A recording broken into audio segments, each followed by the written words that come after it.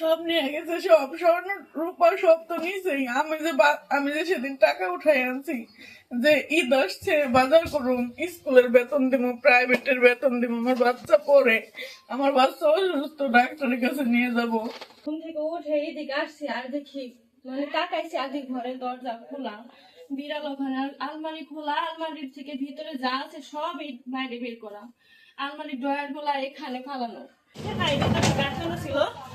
আর এই ফ্রিজ এদিকে টান্দা ছিল, আর এই টিনটাও খোলা। এদিকে আসছি আর এই দরজাটা না এইভাবে ছিল, আর এদিকে একটা সাদা পায়জামা, এই যে পায়জামাটা দেওয়া ছিল, এটা আটকে এইভাবে আটকে রাখছিল এটা। তারপর আমি খুঁজছি, খুলে দেখি এই ঘরে একই অবস্থা, এদিক দিয়ে সব কাপড় চোপড় আর এটা খোলানো, এগুলা সব খোলানো, কিছু নাই আমাদের। পরে ভাবি দৌড় উঠে, তারপরে দেখি অবস্থা, মাথায় হাত। আমার স্বামী 10 মাস ধরে গেছে বিদেশে, বাংলাদেশে যখন ছিল তোর যে কাজ করতো, দিন আইলে দিন খেতাম, যে কষ্ট করে সে সাইকেল চালায় মানিকগঞ্জ গেছে, কাজ করছে, আসছে বাড়ি রাত 11টা বাজে কাজ করতে। ছোট একটা ছেলে হয়েছিল, সে মারা গেছে, হাসপাতালে আইসিইউতে ভর্তি ছিল। এত টাকা পয়সার সংকট ছিল, বিদেশে তার কোনো পরিকল্পনা ছিল না, পরিস্থিতির শিকার হয়ে আসে বিদেশ গেছে 5.5 লাখ টাকা ঋণ হয়ে।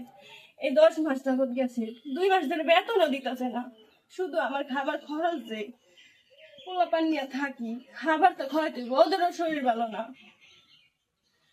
এই খাবার এই টাকাগুলা খালি দেয়, তাই এমনি চলতেছি। আবার জ্বর আসছে পোলাপানের, কিছু টাকা হাওলাত নিছি, ওই হাওলাতের টাকা দিয়ে বাচ্চাদের 4 টাইম গ্যাস দেওয়া লাগতেছে।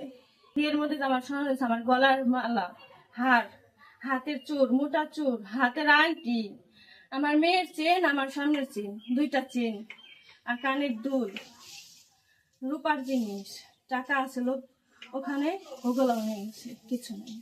আলমারির উপরে যে একটা বিটকেস ছিল, ওই বিটকেসে হাত দেয় না, কিন্তু আলমারির ভিতরে একটা বিটকেস ছিল, ওই বিটকেসের মধ্যেই কোটার মধ্যে আমি স্বর্ণ গহনা রাখছিলাম।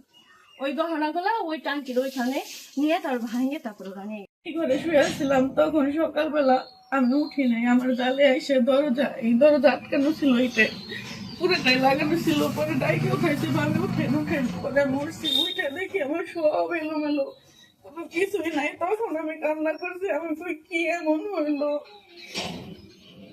পরে আর তখন আর কথা বলা মনে নাই, কারণ একটু শব্দ পাই নাই, কোনো শব্দ পাই নাই, কোনো সারা শব্দ কিচ্ছু না। গাছে যদি একটা আমও পড়ে তাও শব্দ পাই।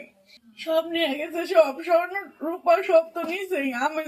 আমি যে সেদিন টাকা উঠাই আনছি যে ঈদ আসছে, বাজার করুন, স্কুলের বেতন দিব, প্রাইভেটের বেতন দিব, আমার বাচ্চা পড়ে, আমার বাচ্চা অসুস্থ, ডাক্তারের কাছে নিয়ে যাব, নিয়ে গেছিলাম।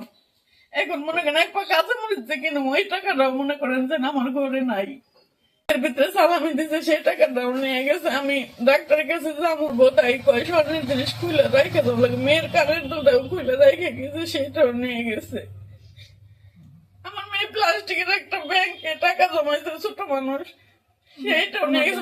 কোনো কিছু বাদ রাখে নাই, একটা করে কাপড় মনে করেন যে হাসছে, সব এমন ভাবে রাখছে, সব কিছু এই দিক দিয়ে ওই দেখে না, এখনো আছে ও জায়গায়, সব এই কম্বল টম্বল সব এই দিক দিয়ে ছিল, হাঁটার মতো জায়গা ছিল না।